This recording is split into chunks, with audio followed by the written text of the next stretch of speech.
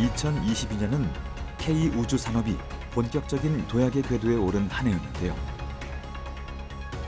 1992년에 한국 최초의 인공위성 우리별 1호가 하늘로 발사된 후 30년이 지난 2022년, 우리 기술로 만든 발사체 누리호가 우주를 향해 날아갔습니다.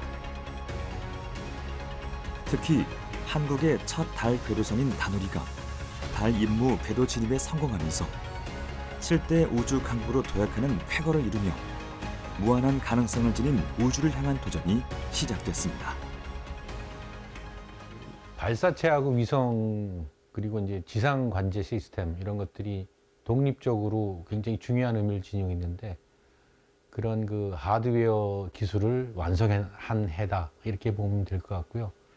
2023년에 우주 산업은 굉장히 폭발적 성장세가 지속될 거라고 예측을 합니다. 특히 이제 데이터를 활용하는 분야에서는 그런 일이 일어날 거라고 보는데, 왜냐하면은 그 스타트업 회사들이 우주 데이터를 이용한 어떤 비즈니스 모델의 그 수익 가능성이 이제 되었기 때문에 이제 그걸 바탕으로 해서 본격적인 비즈니스 모델들이 나올 거라고 봅니다. 우주라는 공간은 이제 상상이 아닌 현실이라는 공간으로 다가오고 있습니다. 과학과 탐사의 영역이 아닌 산업적인 영역으로 그 범위가 확장되면서 주목해야 할 것이 바로 우주 데이터입니다. 흔히 우주 개발하면 발사체를 떠올리지만 우주 산업 시장에서 발사체가 차지하는 비중은 불과 6%. 위성을 띄워 관리하고 여기에서 나오는 데이터를 활용하는 분야가 무려 70% 이상을 차지합니다.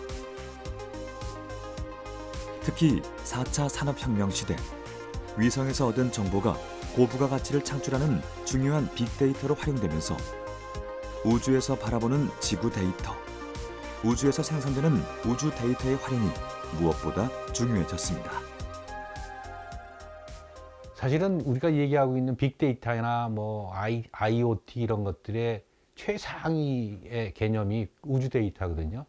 근데 사실은 지금까지는 그런 데이터들에 대해서 주목을 안 했었는데, 이제 그 뉴스페이스 시대에 그런 데이터들을 주목하기 시작해서 활용하는 방안들이 막 열리기 시작을 했습니다. 그래서 그냥 단순하게 무슨 뭐 그 통신 데이터라든가 아니면 어떤 뭐 상권의 변화라든가 이런 게 아니라 지구 전체를 대상으로 하는 데이터 혹은 우주 전체를 대상으로 하는 데이터이기 때문에 우리가 어떤 아이디어를 가지고 어떤 창조적인 생각을 갖고 들어가느냐에 따라서 결과가 어마어마하게 달라질 수 있다라고 보거든요.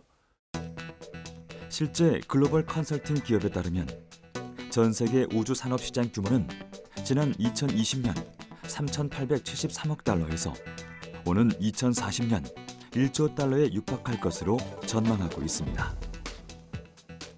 특히 우주 산업은 고비용과 고위험을 동반한다는 점에서 공공기관과 기업과 기업 간의 협력은 필수적인데요. 이런 협력을 연결해 줄 수 있는 매개체로 뉴스페이스 중심의 우주 소프트웨어가 주목받고 있습니다.